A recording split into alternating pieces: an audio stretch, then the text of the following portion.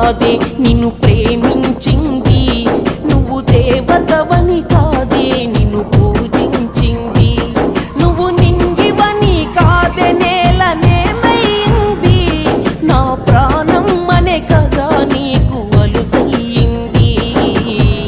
రాతలో లేని రాధమ్మ చెప్పలే